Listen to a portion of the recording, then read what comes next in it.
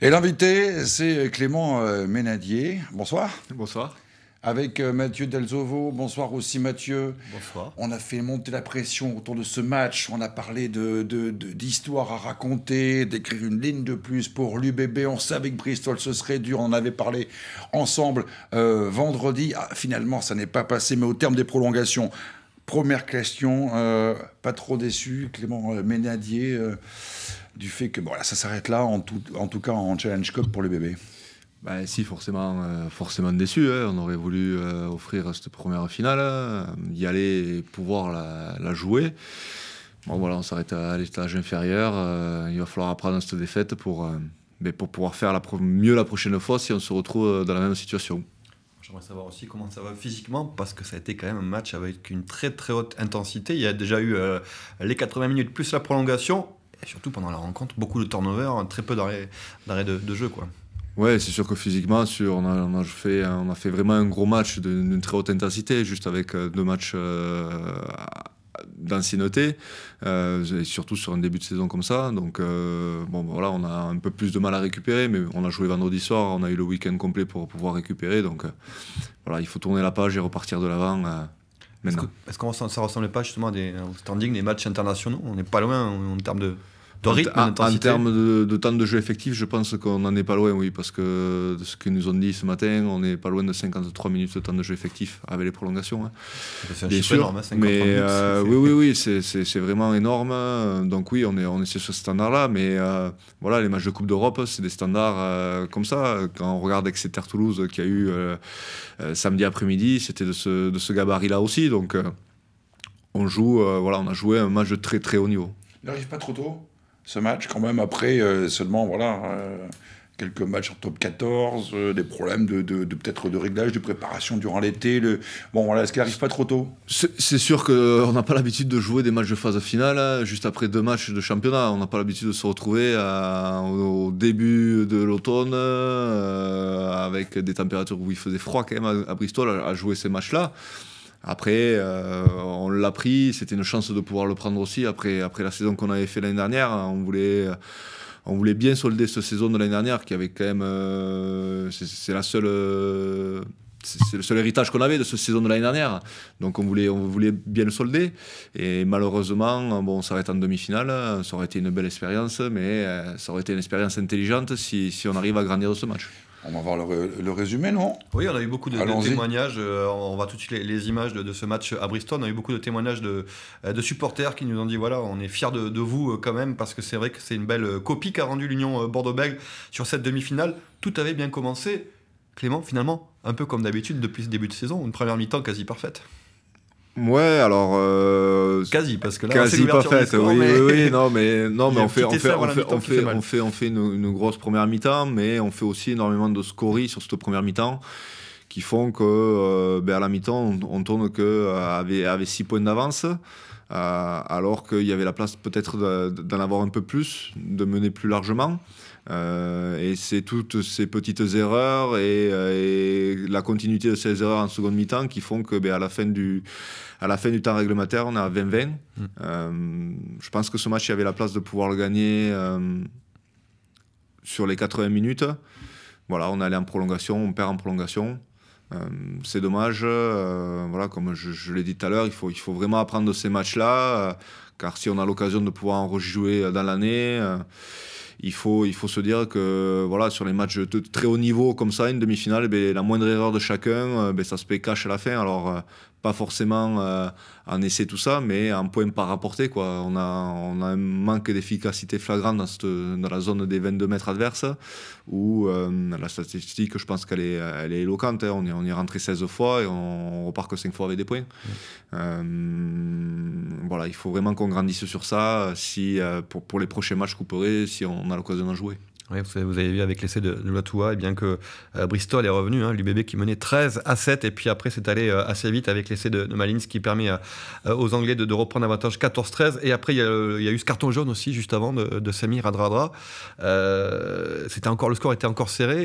Est-ce que c'est pas le tournant du match, parce que vous vous retrouvez en supériorité numérique et vous n'arrivez pas à marquer? Au contraire, c'est les Anglais qui marquent. Le tournant du match, je sais pas, mais en tout cas, c'est un des tournants du match. Effectivement, on se retrouve en supériorité numérique. Et il y a une pénalité, une touche non trouvée aussi. Ouais, on ne trouve pas la touche, mais derrière, on fait 2 fautes, on prend un essai. Sur cette période à 15 contre 14, on prend 10 points. Hein. Alors qu'on aurait pu espérer mieux. Quoi. C'était nous qui étions en supériorité numérique. Donc, est-ce que c'est vraiment le tournant du match? Je ne sais pas. En tout cas, c'est sûr que ça fait partie d'une de ces multitudes d'erreurs qu'on a faites qui font qu'à la fin, on est derrière, quoi. Ouais, avec un essai, alors on voit Semi Radradra qui vous a fait mal quand même. Pourtant, il était bien surveillé, il y a eu une grosse défense au centre, ils ne sont pas échappés s'ils face à l'ancien coéquipier. Mais là, on le voit, là, il fixe 2-3 défenseurs et puis après, il peut transmettre. Et c'est vrai que là, c'est l'enchaînement. Un essai d'entrée, début de prolongation, là, ça fait mal à la tête quand même. Ouais, on prend deux essais coup sur coup sur les prolongations et après, c'est très dur mentalement de s'y remettre. En plus, on l'a joué à 14. Après, ça a été compliqué, quoi. Ouais, c'est la magie du rugby européen parce qu'en France, en top 14, Marco, il aurait pu revenir, c'est ça, mais oui, c'est juste que il sort sur crampe, c'est ça. Donc, oui, il sort sur crampe et les règles sont pas les mêmes. Quand on a fini nos changements en Coupe d'Europe, il n'y a pas la possibilité de faire rentrer un joueur, donc voilà, Marco n'a pas eu le loisir de pouvoir rentrer sur le terrain, donc on se retrouve à jouer la prolongation à 14, mais c'est pas pour ça qu'on perd le match. Hein. Le match, si on doit le gagner, on doit le gagner avant la 80e. Voilà, après la prolongation, c'est autre chose. Christophe Furios a été plutôt satisfait malgré tout de ce match, parce que c'est vrai que après, malgré vos victoires, après il y a toujours quelque chose qui visuellement lui disait il y a un problème, voilà, qui vous semble que voilà, le discours de Christophe Furios c'était bon les gars, l'histoire, la ligne de plus on l'a pas écrite, mais bon. Vous avez été là, quoi. Ouais, non, je pense qu'on était content de l'intensité qu'on a mis dans ce match. On a fait quand même un gros match de phase finale en début de saison. Après, voilà, il y a toutes ces petites erreurs qui nous laissent du regret. On l'a fait à la vidéo ce matin, on l'a vu à la vidéo ce matin. Ça nous laisse vraiment du regret. En revoyant les images, on peut vraiment regretter toutes ces petites scories qu'on a fait qui font que on le perd ce match. Mais voilà, c'était notre première demi-finale. C'est comme ça. Maintenant, il faut passer à autre chose. On n'est qu'au début de saison. C'est la chance aussi d'être en début de saison. Donc ça veut dire qu'on peut continuer sur d'autres matchs. On va repartir sur du top 14. On va avoir à jouer la Champions Cup.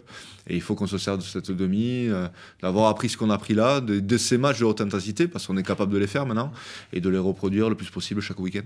Oui, on a vu en tout cas sur la première période quelques belles séquences de jeu avec l'envie de faire vivre le ballon, d'éviter d'aller au sol. Ce qu'on a remarqué, est-ce que c'était la stratégie justement Non, mais la stratégie c'est de jouer notre rugby, et notre rugby il est comme ça, plus l'adversaire qui joue comme ça aussi. Bristol a tapé très peu de fois le ballon au pied, ils ont tout relancé à la main, donc c'est sûr ça donne un rugby alléché, un rugby avec des turnovers de partout. Ouais, alors ça les turnovers si on peut les éviter quand même c'est toujours mieux, parce que ça veut dire qu'on garde le ballon, et c'est sur ça aussi qu'on a pêché. Mais c'est sûr que ça donne un rugby plaisant à regarder, et je pense que les gens ils ont pris du plaisir à nous regarder. Alors bon, on peut pas prendre que du plaisir à nous regarder, quoi. Il faut qu'on prenne du plaisir aussi en gagnant, et malheureusement elle n'est pas là la victoire samedi. On va parler dans quelques instants du match de ce week-end. Il y a des questions ou des réactions de téléspectateurs rapidement. Oui, on a déjà eu beaucoup de messages d'encouragement, hein. Je pense que ça vous est revenu aux oreilles aussi, les supporters qui sont fiers de votre parcours. Et puis on a surtout Saturn Oval, un grand fidèle, qui nous a envoyé une question intéressante. Ça nous fait la bascule justement vers le top 14 pour savoir justement comment on fait pour revenir aux affaires courantes du top 14, parce qu'en plus il y a un gros match qui vous attend samedi à Lyon qui est mal en point. Alors comment on fait pour basculer d'une extrême à l'autre finalement? On passe de la demi-finale et on revient au top 14. C'est là si on va voir si on est une grande équipe. Toutes les grandes équipes en fin de saison, elles ont l'occasion de jouer des demi, tout ça, notamment la Coupe d'Europe. Des fois les clubs français y passent, des fois non, et on voit que ces clubs là ils sont capables d'aller chercher une demi, une finale, et de lever après le bouclier à la fin de l'année. Donc ça veut dire qu'ils travaillent bien psychologiquement et qu'ils arrivent à faire la bascule. Il faut qu'on soit capable de faire ça ce week-end. Après c'est sûr, C'est jamais facile de revenir et de dire qu'on a perdu, mais voilà, ce matin on s'y est remis, on a remis le bleu de chauffe et on est reparti au combat. Parce que c'est pas plus mal justement d'enchaîner, pour pas tergiverser, passer à autre chose et enchaîner tout de suite avec un gros rendez-vous. Oui, voilà, enfin, je sais pas si c'est bien ou pas, mais en tout cas, ça nous permet de nous remettre et de nous rebasculer complètement de suite. Voilà, on a soldé le match ce matin en faisant une grosse vidéo sur Bristol. Maintenant, Bristol s'est passé, on repart sur un championnat normal, sur une phase régulière normale, et puis voilà. Clément, nous sommes fiers de vous, de votre match de très haut niveau et de votre parcours en Challenge Cup. C'est vrai que voilà, ce public, même s'il n'est pas au stade, il avait envie de... Et il a vibré avec vous durant tout ce parcours. Malgré tout, le fait d'avoir réalisé un bon match face à Bristol, le fait d'avoir tenu physiquement, le fait de s'être rendu compte qu'avec une telle intensité de jeu, vous étiez là, vous étiez performant, malgré la défaite, voilà. Oui, ça nous donne une certitude. C'est ça, voilà. Oui, au moins, ça sûr. vous met dans une disposition un peu différente, peut-être. Ça nous donne une certitude sur nous. Voilà. On est capable de les jouer, ces matchs de très haut niveau. On est capable de les faire. On l'avait montré l'année dernière. On le remonte sur le début de saison. Maintenant, il faut continuer à les enchaîner. On a le groupe pour ça, qui est assez étoffé pour pouvoir le faire.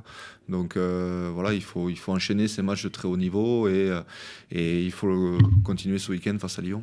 Ouais, gros test à Lyon parce que les Lyonnais ont mal démarré. Ça vous étonne justement d'aller voir C'est jamais facile de commencer une saison à la maison. Voilà, défaite contre le Racing. Ils perdent à la maison contre le Racing. Derrière, on se déplace à Toulon, ils sont finalistes de la Coupe d'Europe. C'est jamais facile. Voilà, c'est toujours des matchs couperés le début de saison. Alors là, en plus, ils ont eu 15 jours pour nous analyser. Ils ont eu 15 jours de repos. Nous, ça nous a permis d'avoir de la caisse aussi, vu qu'on n'avait pas joué le Stade français et qu'on n'avait pas joué notre dernier match amical. Donc...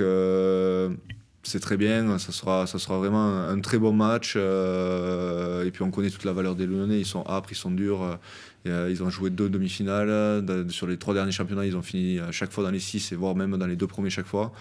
Donc ça va être un match très rude. Compliqué d'enchaîner, alors mentalement, mais aussi physiquement peut-être, non? Parce que là, il y a eu un peu de gaz qui est passé à Bristol. Physiquement, on est en début de saison comme ça. Ouais, non, mais c'est sûr qu'on n'a pas l'habitude de jouer des matchs de cette intensité en début de saison, mais après, on est qu'au début de saison, heureusement aussi. Il vaut mieux ça qu'en fin de saison, d'accord. Oui, on n'a pas enchaîné les 15 matchs comme on fait d'habitude. On est qu'au 3e, donc physiquement, pour l'instant, ça va. On a quelques questions aussi pour vous, Clément, en rappelant que vous avez prolongé, donc c'était au cœur de l'hiver dernier, au mois de février, vous avez prolongé de 2 saisons jusqu'en 2022. On a une question de Patrick qui vous connaît bien, le mois d'octobre est le mois des talons, ça je ne savais pas. Vous êtes tous nés au mois d'octobre, donc Maxime Lamotte, vous êtes tous du mois d'octobre. Alors comment toi tu vois ton rôle justement dans ce groupe, où tu es peut-être l'un des plus âgés, en tout cas pour les talons, plutôt le chef ou c'est de la concurrence? Non, mais c'est un mélange un peu de tout ça. Effectivement, on est 3. Il manque encore le petit jeune Connor qui a tout juste 18 ans. Effectivement, j'ai 10 ans d'écart avec Max, un peu moins avec Joseph. Mon rôle, il va être là. Ça va être d'aider à leur franchir des caps, mais j'ai aussi envie de les jouer, ces matchs. Donc, je ne leur donnerai pas tout cuit sur un plateau.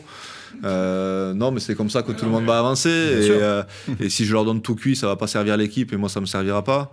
Donc, le but, il est là, c'est de les aider parce que c'est 2 joueurs fabuleux qui ont vraiment des dispositions pour aller chercher vraiment le très haut niveau. Ça, j'en suis certain. Et mon but, ça va être de les aider pour ça, mais moi aussi, j'ai envie de les jouer, les matchs. Donc, il y aura aussi cette concurrence sur le poste, ce qui est normal, quoi. Merci beaucoup. Avec plaisir. Petite question, non, c'est fini, parce que là, si vraiment une question importante, capitalissime, c'est maintenant ou jamais. Non, mais on sait que c'est jusqu'en 2022, après, fin de carrière sportive, ou comment vous voyez je sais pas, peut-être continuer, puis il y a les présidentielles, donc pourquoi pas se présenter. C'est ça, voilà, vous y pensez en vous rendant. D'accord, très bien. Ok, parfait. Merci beaucoup en tout cas d'être venu pour ce top bilan, le débrief de ce match Bristol-UBB, et pour évoquer donc la prochaine rencontre, ce sera à Lyon, ça va faire mal là aussi. Merci beaucoup. Vous restez avec moi un petit peu encore. On va continuer à parler. Il y a aussi un gros match à La Rochelle ce week-end.